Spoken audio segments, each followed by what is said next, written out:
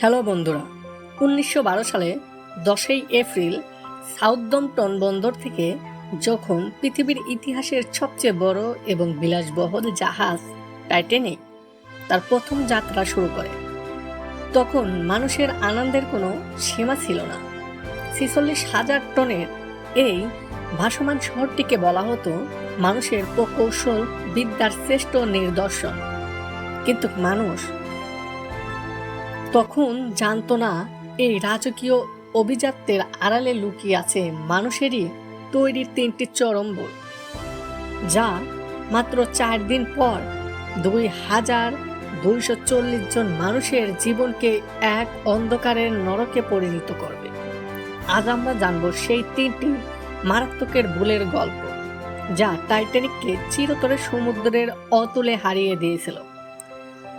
Titanic ডুবে যাওয়ার প্রথম এবং সবচেয়ে বড় কারণ ছিল মানুষের অতি আত্মবিশ্বাস ও অহংকার। জাহাজটি তৈরির পর এর প্রধান ক্যাপ্টেন গর্ব করে বলেছিলেন, এই জাহাজটি এতটাই সুরক্ষিত যে এটি কখনোই ডুববে না। এমনকি তার বাজি ধরে বলেছিলেন, স্বয়ং সৃষ্টিকর্তাও এই জাহাজটিকে ডোবাতে পারবে না।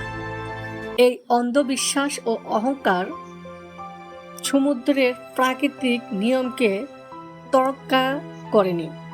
জাহাজটি গতি এবং ক্ষমতার পরীক্ষা করার জন্য ক্যাপ্টেন এবং ঊর্ধ্বতম কর্তৃপক্ষ শ্রমিকদের নির্দেশ দেন ইঞ্জিনকে সর্বোচ্চ গতিতে চালানোর জন্য। আটলান্টিকের বুকে যখন টাইটানিক তর করে এগিয়ে যাচ্ছিল, তখন ক্যাপ্টেন স্লিপিথ বারবার বরফখণ্ডের সতর্কবার্তা পাচ্ছিলেন। অন্য জাহাজগুলো তাকে সাবধানে চলার পরামর্শ দিচ্ছিলেন, কিন্তু ক্যাপ্টেন ভাবলেন এত বড় জাহাজকে একটি বরফের পাহাড় কি বা করতে পারবে। আর এই প্রথম ভুলের কারণে জাহাজটি সরাসরি মৃত্যুর মুখে এগিয়ে যেতে থাকে। রাত তখন প্রায় 11:40। চারপাশ নিস্তব্ধ আর সমুদ্রের পানি ছিল কাচের মতো শান্ত। এরকম শান্ত সমুদ্রের বরফের পাহাড়ের উপর ঢেউ আছড়ে পড়ে না, যার ফলে দূর থেকে বরফ খণ্ড চেনা অত্যন্ত কঠিন ছিল। এই কঠিন পরিস্থিতিতেই জাহাজের ছাদে থাকা 2 ওয়াচম্যান দায়িত্বে ছিল সম্পূর্ণ মনোযোগ দিয়ে সামনে তাকিয়ে থাকা।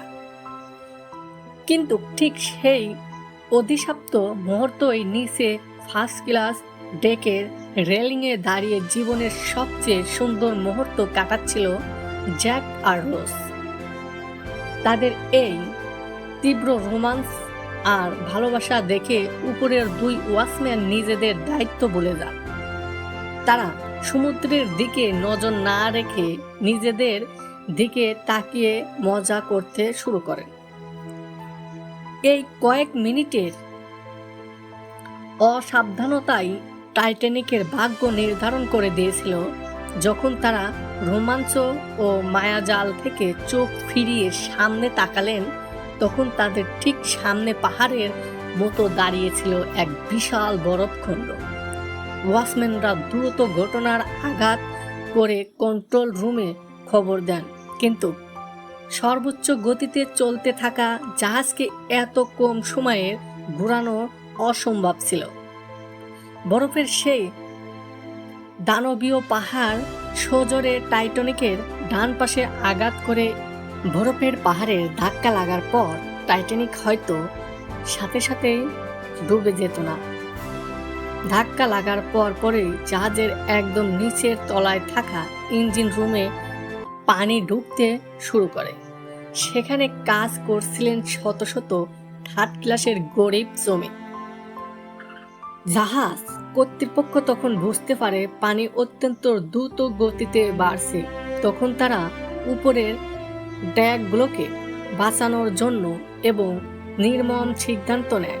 আর্তনাদ ও বাঁচার আকুতিকে সম্পূর্ণ উপেক্ষা করে ভাবল নিচের ইঞ্জিন রুমে দরজাগুলো আটকে দিলে পানি হয়তো উপরে আসতে পারবে না। এই ভেবে তারা ভেতর থেকে আসা শ্রমিকদের আর্তনাদ ও বাঁচার আকুতিকে সম্পূর্ণ উপেক্ষা করে ইঞ্জিন রুমের ভারী লোহার দরজাগুলো উপর থেকে লক করে দেয়। ফলে শত শত শ্রমিক পানির নিচে আটকে পড়ে ছটফট করতে করতে মারা যান। কিন্তু এই নির্মমতা কোনো কাজেই আসেনি। দরজা লক করার ফলে জাহাজের এক পাশের পানি ওজন এত বেশি হয়ে যায় যা টাইটানিক তার ভারসাম্য পুরোপুরি হারিয়ে ফেলে এবং সামনের অংশ দ্রুত পানির নিচে ডুবে যেতে শুরু করে। রাত 2:20 পৃথিবীর সবচেয়ে অহংকারী এবং বিলাসবহুল স্বপ্নের জাহাজ টাইটানিক চিরতরে আটলান্টিক মহাসাগরের 4 কিলোমিটার গভীর তলিয়ে যায়। সেই ক্যাপ্টেন গর্ব করে বলেছিলেন, এই জাহাজ কখনোই ডুববে না। তার সমস্ত অহংকার সেই পানির নিচেই ধূলিসাৎ হয়ে যায়।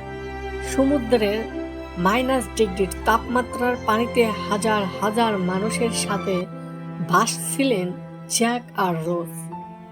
জ্যাক নিজের জীবনে তোয়াক্কা না করে রোজকে এক টুকরো কাঠের উপর তুলে দেয়, কিন্তু সেখানে কেবল একজনই জায়গা ছিল। রোজকে বাঁচিয়ে রাখতে নিজে হিমশিম এবং শীতল পানিতে ডুবে থেকে জ্যাক শেষ নিঃশ্বাস ত্যাগ করে। টাইটানিকের এই ট্র্যাজেডি আর মনে করিয়ে দেয়, মানুষের তৈরি প্রযুক্তি যতই উন্নত হোক না কেন, প্রকৃতির সামনে মানুষের অহংকার, অসাবধানতা আর নির্মমতার পরিণতি এতটাই ভয়াবহ হতে পারে।